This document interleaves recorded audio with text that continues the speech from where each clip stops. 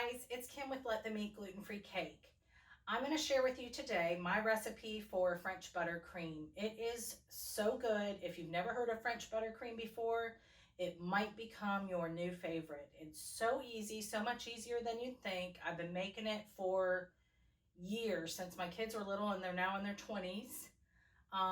Everybody always raves about it. When I make it, people ask what is in the frosting. It's just that good, and I'm here to walk you through it. So let's get started.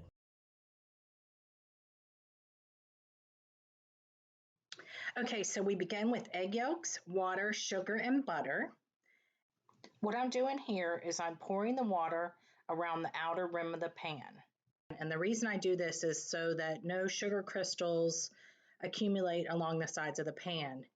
If they do accumulate, you have to brush them down with a pastry brush dipped in water, and it's just an extra step that we don't need to do if we just leave it alone. Another thing we don't need to do is stir it. Some people say you may have to stir sugar syrups. I don't believe in that. I think if you just leave it alone, put it on medium, let it do its thing, it's all going to incorporate together. It's starting to boil now, slowly. Once it starts boiling, we just clip on a candy thermometer.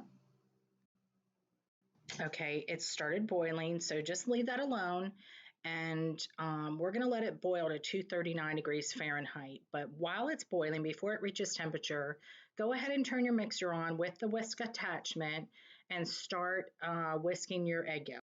When we reach temperature, go ahead and turn off the heat and start slowly drizzling your sugar syrup into the egg yolks.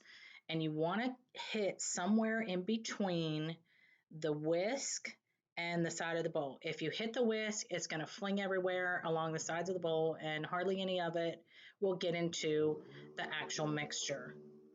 If you hit the side of the pan and just let it all stream down the side of the pan, or bowl, it's going to clump up there, and you'll probably have to start completely over. So let this whip at higher speed for anywhere from 5 to 10 minutes, or until it increases in volume and it changes significantly in color. So you see how the color has lightened up considerably, and I just checked the bottom of the bowl to make sure it's cool enough to begin adding the butter. So add your butter chunks, about 2 tablespoons at a time, until all of it has been incorporated. You may find while this is mixing that it begins to look a little curdled, which is perfectly okay. Just keep mixing. Eventually, that curdled look will go away and it will become totally smooth, like the best buttercream you've ever had.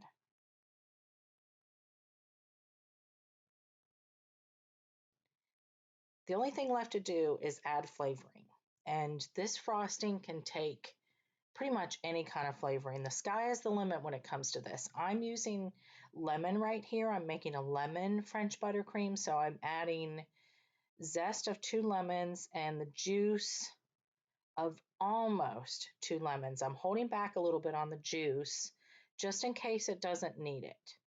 I'm gonna mix this in and taste a little bit of it, see where it's at.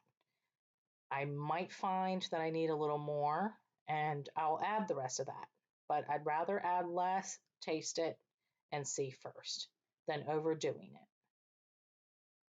So you just incorporate that, and then basically you're done. This will keep in the refrigerator for about 2 weeks, in the freezer for like 3 months. Just when you thaw it in the refrigerator overnight, and then let it come to room temperature before you whip it up again. Also, you might be able to see like air pockets in this. Sometimes what I will do, if I'm using it right away, I'm going to let it sit there for a few minutes, and then I'm going to switch it to the beater blade and just put it on low, and that will knock out a lot of those air bubbles. And that's it.